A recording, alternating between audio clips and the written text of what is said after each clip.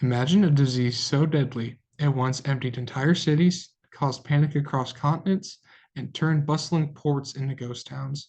Yellow fever, a mosquito-borne virus with a long and deadly history, has shaped the course of human events, from halting the construction of the Panama Canal to prompting the first large-scale public health campaigns. Hi, my name is Mason Breeding, and in this presentation, we will explore the characteristics, signs and symptoms, transmission, and prevention/treatment of yellow fever, and uncover why the century-old threat still demands global attention today. The yellow fever is a viral hemorrhagic disease caused by the yellow fever virus, a flavivirus transmitted primarily through the bite of an infected mosquito. One of the defining characteristics of yellow fever is its biphasic nature. So after an initial infection, patients may experience a period of improvement followed by a more severe toxic phase in some cases. According to the World Health Organization, early symptoms include fever, muscle pain, nausea, vomiting, and jaundice, hence the name yellow fever, due to the yellowing of the skin and eyes caused by the liver damage. This jaundice is a key clinical sign and reflects the virus's impact on vital organs. Yellow fever primarily targets the liver, leading to severe cellular damage that impairs its function and causes the characteristic jaundice. The virus replicates within hepatocytes or liver cells and triggers apoptosis or cell death. Histological studies have revealed the presence of Councilman bodies, which are considered a hallmark of yellow fever-induced hepatic injury. In addition to liver damage, the virus can also affect the kidneys, heart, and spleen, contributing to systemic toxicity and multi-organ failure. The immune response, though essential in combating the virus, can become dysregulated in severe cases, leading to cytokine storm that exacerbates the tissue destruction and hemorrhaging.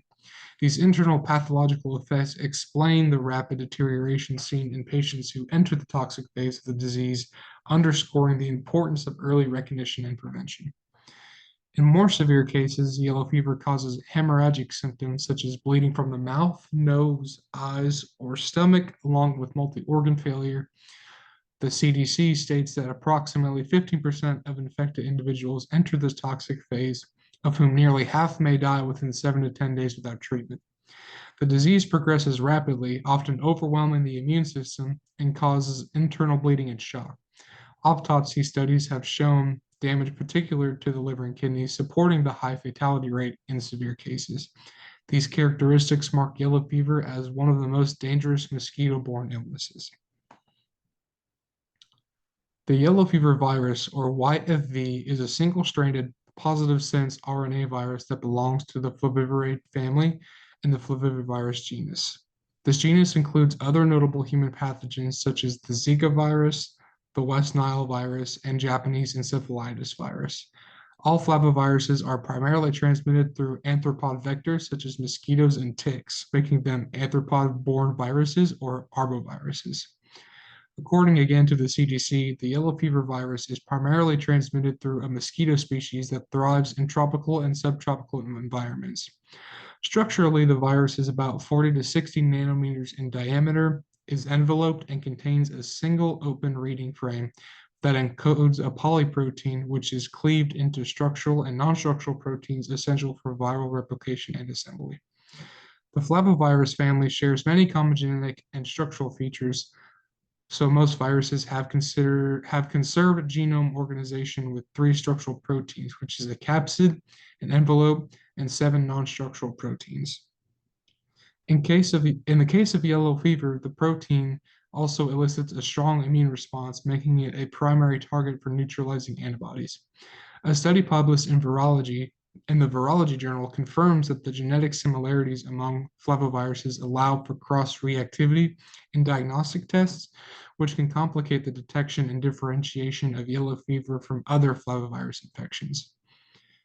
The yellow fever virus is considered one of the oldest known flaviviruses, with documentation of major outbreaks dating back to the 17th century.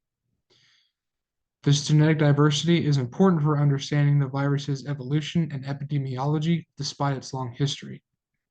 Yellow fever remains a serious public health concern, particularly in areas where the virus has established a jungle cycle, which involves non-human primates and forest mosquitoes, which can spill over into urban populations when conditions allow.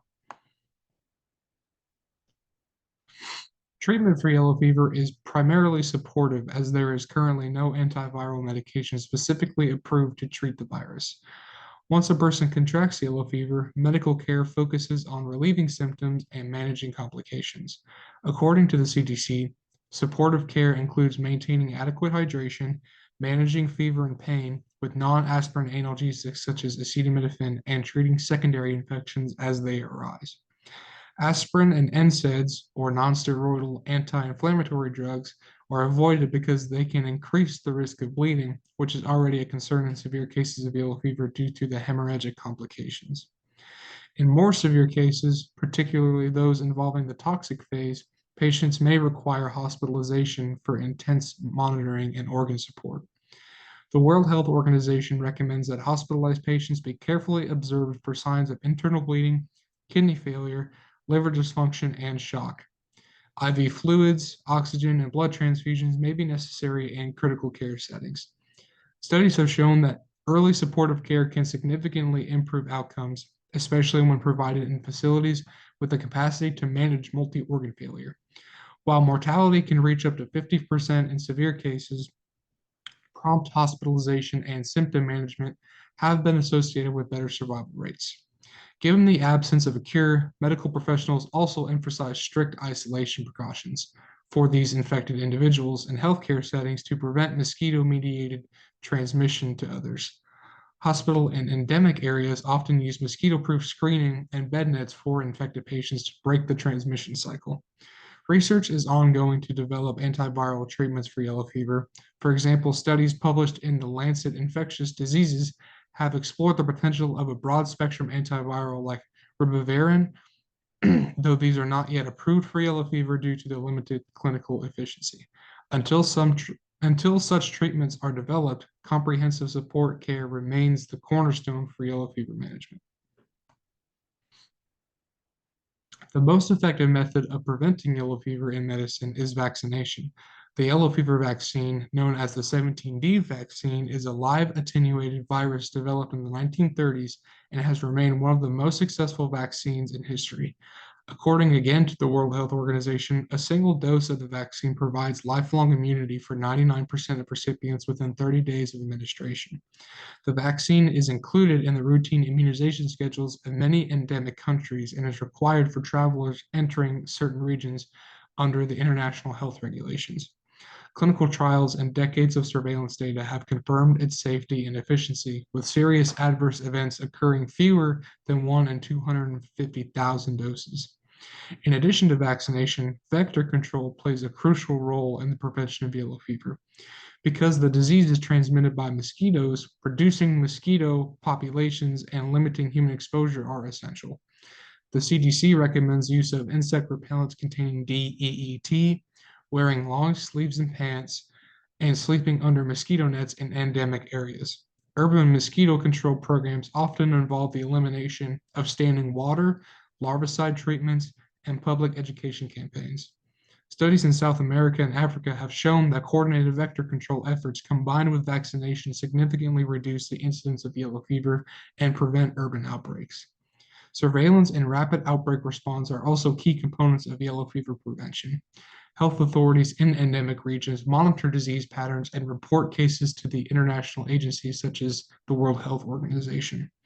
When outbreaks do occur, emergency vaccination campaigns are initiated to create a firewall of immunity in surrounding populations. And then here are my references for the slideshow, and thank you.